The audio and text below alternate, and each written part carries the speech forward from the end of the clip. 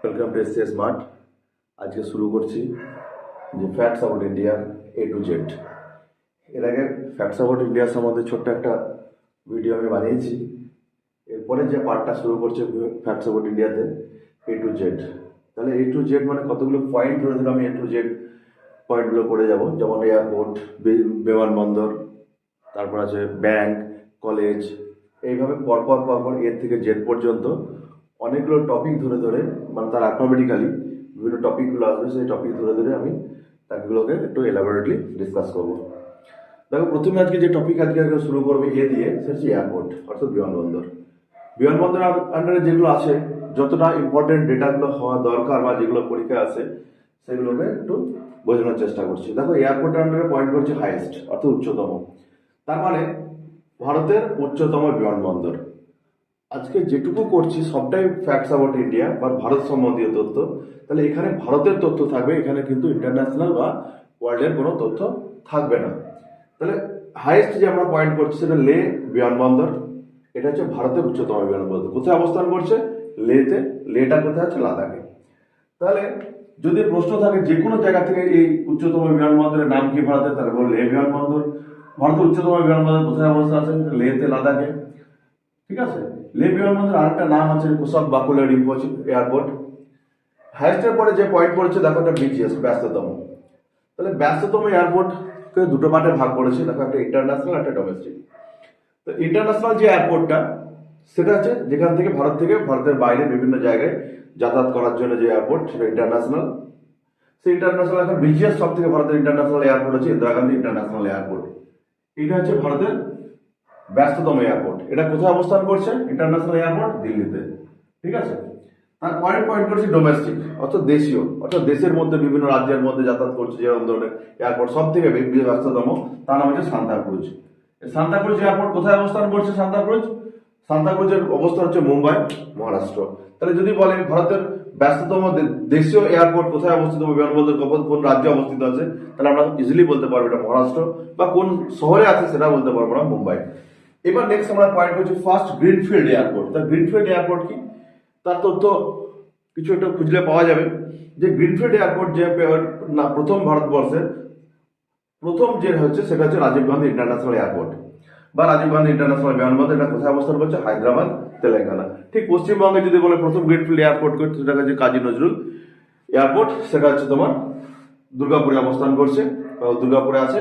সেটা হচ্ছে পশ্চিমবঙ্গের প্রথম। ঠিক আছে। তাহলে নেক্সট আমরা পয়েন্ট লিখেছি, দেখো ভারতের solar power, first solar power station, অর্থাৎ টোটালটা বিদ্যুৎ শক্তিতে চালিত অর্থাৎ সৌর বিদ্যুৎ শক্তিতে চালিত যে পাওয়ার স্টেশন, সেটা হচ্ছে কোচি ইন্টারন্যাশনাল এয়ারপোর্ট। এটা হচ্ছে কোচি, কেরালাতে অবস্থান করছে। ঠিক আছে। কোচি কেরালাতে অবস্থিত যে ফার্স্ট সোলার পাওয়ার স্টেশন ভারতবর্ষে। তাহলে এয়ারপোর্টের মোটামুটি যে জায়গাগুলো আছে সেগুলো আমি একটু বলার চেষ্টা করলাম। এরপরে যে পয়েন্টটা আসছে আমরা এয়ারপোর্টের পরে হচ্ছে অ্যাটমিক স্টেশন। অ্যাটমিক স্টেশন যেটা হচ্ছে ফার্স্ট ভারতবর্ষের অ্যাটমিক স্টেশন হচ্ছে তারাপুর। মহারাষ্ট্রের তারাপুর হচ্ছে ভারতের প্রথম অ্যাটমিক স্টেশন। এটা কত সালে তৈরি হয়েছিল? 1969 তৈরি হচ্ছে তারাপুর অ্যাটমিক স্টেশন। অর্থাৎ পারমাণবিক সম্বন্ধে গবেষণা করার জন্য ভারতবর্ষের প্রথম অ্যাটমিক স্টেশন তৈরি হয়েছে। কিন্তু অ্যাটমিক পাওয়ার স্টেশন তৈরি হয়েছে সেটা পরে তৈরি হয়েছে, অন্য জায়গায় তৈরি। দেখো, এবার আমরা শুরু করবো অ্যাওয়ার্ড বা পুরস্কার। পুরস্কারের কতগুলো পার্ট আছে। পুরস্কারে আমরা যেটা করবো সবগুলো হাইস্ট, সর্বোচ্চ পুরস্কার কি আছে এবং সর্বোচ্চ পুরস্কারের কোন কোন ক্ষেত্রগুলোতে দেওয়া হয়, সর্বোচ্চ পুরস্কার কি কি ক্ষেত্র, সেই ক্ষেত্রগুলো একটা একটা করে বলছি। দেখো, যে প্রথম যে ক্ষেত্রটা আমরা লিখছি সেটা হচ্ছে সিভিলিয়ান অ্যাওয়ার্ড বা নাগরিক পুরস্কার। তা ভারতবর্ষের সর্বোচ্চ নাগরিক পুরস্কার হচ্ছে ভারতরত্ন। যে ভারতরত্ন পুরস্কার দেওয়া হয় 1954 সাল থেকে। তো 1954 সালে তিনজনকে ভারতরত্ন পুরস্কার দেওয়া হয়েছিল। প্রথম হচ্ছে সর্বপল্লী রাধাকৃষ্ণন, চক্রবর্তী রাজা গোপালাচারী এবং সিবি রামন। এই তিনজন ব্যক্তিকে 1954 সালে ভারতরত্ন দেওয়া হয়। এটা হচ্ছে ভারতবর্ষের সর্বোচ্চ নাগরিক পুরস্কার। এরপরে আরেকটা নাগরিক পুরস্কার আছে, দ্বিতীয় সর্বোচ্চ, তার নাম হচ্ছে পদ্ম পুরস্কার। এই পদ্ম পুরস্কারগুলোকে তিনটে ভাগে ভাগ করা আছে। তিনটে পদ্ম পুরস্কার মধ্যে সর্বোপরে যেটা দেওয়া আছে সেটা হচ্ছে পদ্মবিভূষণ, তারপর হচ্ছে পদ্মভূষণ, তার হচ্ছে পদ্মশ্রী। তাহলে এই তিনটে পুরস্কার, তাহলে মোট চারটে কিন্তু সিভিলিয়ান অ্যাওয়ার্ড করে। সিভিলিয়ান অ্যাওয়ার্ড সর্বোচ্চ ভারত হলে দ্বিতীয় সেই সর্বোচ্চটা হচ্ছে পদ্ম পুরস্কার। পদ্ম পুরস্কারকে আবার তিনটে ভাগে ভাগ করা হয়েছে। তো যাক, এই যে ভারতরত্ন পুরস্কার, এই ভারতরত্ন পুরস্কার দেয় ভারতীয় সংবিধানের 18 নম্বর ধারা অনুসারে। সংবিধানের 18 নম্বর ধারা অনুসারে ভারতরত্ন পুরস্কার দেওয়া হয় কোন ব্যক্তিকে? যে সমস্ত ব্যক্তি ভারতবর্ষে কিছু না কিছু বিশেষ কোনো কাজ করেছে বা ভারতবর্ষের জন্য তাদের কাজ কোনো উপকারে লেগেছে বা দেশ বা বিদেশের ক্ষেত্রে, তার জন্য তার কাজকে সম্মান জানানোর জন্য ভারতরত্ন পুরস্কার দেওয়া হয়। নেক্সট যে পয়েন্ট আছে লিখেছে দেখো, গ্যালেন্ট্রি অ্যাওয়ার্ড বা নাগরিক তোমার মিলিটারি পুরস্কার বা সেনা পুরস্কার।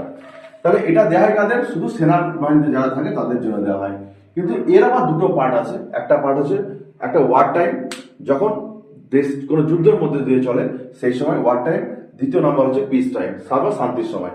তাহলে ওয়ার টাইম যেটা দেওয়া হয় সেটা পরমবীর চক্র, যেটা 1950 সালে দেওয়া শুরু হয়েছিল, কিন্তু এটা এফেক্ট হচ্ছে 1947 সালে 15 আগস্ট থেকে। তাহলে যে সমস্ত ব্যক্তি 1947 সালে 15 আগস্টের পর ভারতের সেনা ক্ষেত্রে বিশেষ সাহসিকতা দেখিয়েছেন তাদের জন্য পরমবীর চক্র পুরস্কার দেওয়া হয়। এটা 1950 সালে এটা এফেক্ট হয়েছিল, যেটা দেওয়া হয় 1950 সালে 26 জানুয়ারি। প্রথম প্রাপক হচ্ছে মেজর সোমনাথ শর্মা। পরমবীর চক্রের পরে আরো দুটো তার পরবর্তী গান আছে, একটা মহাবীর আর একটা বীর চক্র দেওয়া হয়। ঠিক একইভাবে পিস টাইমে যে সর্বোচ্চ পুরস্কার যেটা আছে অশোক চক্র। ঠিক আছে, অশোক চক্র পুরস্কার দেওয়া হয় কিন্তু 1952 সাল থেকে। ঠিক আছে, 1952 সাল থেকে অশোক চক্র দেওয়া হয়। অশোক চক্র কোন সময় দেওয়া হয়? যখন স্টেট নট ইন ওয়ার, যখন যুদ্ধ থাকে না সেই সময়, সেটা হচ্ছে সর্বোচ্চ পিস টাইম সর্বোচ্চ পুরস্কার। অশোক চক্র পুরস্কারের 3টে ভাগ আছে। অশোক চক্রের পরের যে পার্ট হচ্ছে কীর্তি চক্র, তারপরেটা হচ্ছে শৌর্য চক্র। কিন্তু এটা আর কীর্তি চক্র শৌর্য চক্র পরবর্তী ক্ষেত্রে নাম চেঞ্জ করে এটা রাখা হয়। একটা হচ্ছে তোমার অশোক চক্র ক্লাস 2 এবং অশোক চক্র ক্লাস 1। ঠিক আছে, এরপরে যে পার্ট আমরা পাচ্ছি সেটা হচ্ছে লিটারেচার অ্যাওয়ার্ড বা সাহিত্য ক্ষেত্রে পুরস্কার। সাহিত্য ক্ষেত্রে ভারতবর্ষের সর্বোচ্চ পুরস্কার হচ্ছে জ্ঞানপীঠ, যেটা দেওয়া স্টার্ট হয়েছে 1956 থেকে, অর্থাৎ 1965 সাল থেকে। প্রথম যেটা দেওয়া হয়েছিল 1965 সালে, তিনি হচ্ছেন জি শঙ্কর কুরুপ। যে মালায়ালাম একটা বই ওট্টাকুজল, এই ওট্টাকুজল বই লেখার জন্য, বইয়ের জন্য 1965 তোমার জ্ঞানপীঠ পুরস্কার দেওয়া আছে। এর পরের বছর 1966 যিনি জ্ঞানপীঠ পাচ্ছেন, উনি পশ্চিমবঙ্গের একজন লোক, তার হচ্ছে তারাশঙ্কর বন্দ্যোপাধ্যায়। উনি পুরস্কার পাচ্ছেন গণদেবতা উপন্যাসের জন্য। ঠিক তারাশঙ্কর বন্দ্যোপাধ্যায় পুরস্কার পাওয়ার ঠিক 10 বছর পরে 1976 যে জ্ঞানপীঠ পুরস্কার পাচ্ছেন ভারতের প্রথম মহিলা হিসাবে, তিনি হচ্ছেন আশাপূর্ণা দেবী। ঠিক আছে, আশাপূর্ণা দেবীর যে বইটা ছিল সেই বইটার নাম হচ্ছে প্রথম প্রতিশ্রুতি। তো প্রথম প্রতিশ্রুতি বইয়ের জন্য লিটারেচার অ্যাওয়ার্ড পাচ্ছেন বা জ্ঞানপীঠ পুরস্কার পাচ্ছেন আশাপূর্ণা দেবী। এরপরে বিভিন্ন জন পেয়েছে। এবছর যেমন আরো দুজনকে দেওয়া হয়েছে, একটা সেগুলো পরে আলোচনা করা যাবে কারেন্ট অ্যাফেয়ার্স বিষয়ে। পরের যে আমরা যেহেতু বিভিন্ন প্রথম দিকের পুরস্কারগুলো বা কে কে পেয়েছে সেটা একটু আলোচনা করে দিচ্ছি। পরবর্তী ক্ষেত্রে সায়েন্স অ্যান্ড টেকনোলজিতে, তো সায়েন্স অ্যান্ড টেকনোলজিতে যে পুরস্কার দেওয়া হয় সেটা হচ্ছে সর্বোচ্চ পুরস্কার, সেটা হচ্ছে শান্তি স্বরূপ ভাটনগর। শান্তি স্বরূপ ভাটনগরের নাম অনুসারে 1960 সাল থেকে এই পুরস্কার দেওয়া হয়, শান্তি স্বরূপ ভাটনগর। তাই শান্তি স্বরূপ ভাটনগর কাদেরকে দেওয়া হয়? যে সমস্ত ব্যক্তিরা সায়েন্টিস্টরা 45 বছর বয়স্ক, যে সমস্ত বিজ্ঞানীরা বা রিসার্চ করছে যারা সায়েন্স বিজ্ঞান নিয়ে, তাদেরকে ক্ষেত্রে শান্তি স্বরূপ ভাটনগর পুরস্কার দেওয়া হয়। দেখো, পরবর্তী যে অ্যাওয়ার্ড হচ্ছে সেটা স্পোর্টস অ্যাওয়ার্ড।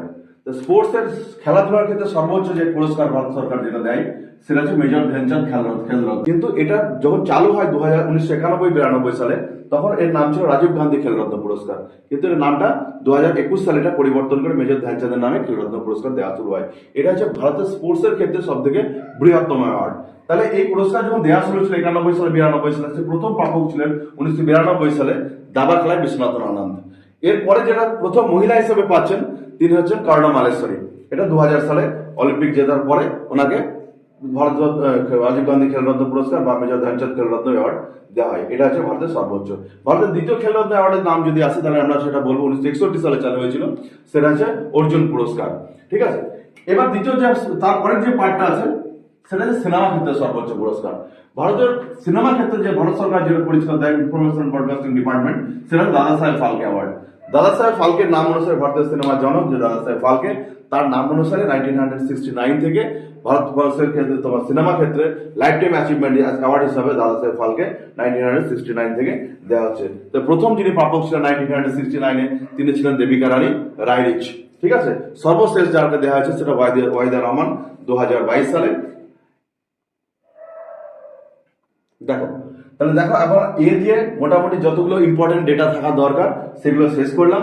এর পরের দিন যেটা শুরু করব বি সম্বন্ধে নিয়ে, বি থেকে যে সমস্ত বি এর যে পয়েন্টগুলো আসবে সে বি দিয়ে সেগুলো আমরা পরের দিন পরে একটা ভিডিওতে বি নিয়ে সবটা শুরু বই বি নিয়ে সবগুলোকে লিখবো বা আলোচনা করবো পরের ক্ষেত্রে। ঠিক আছে, ধন্যবাদ।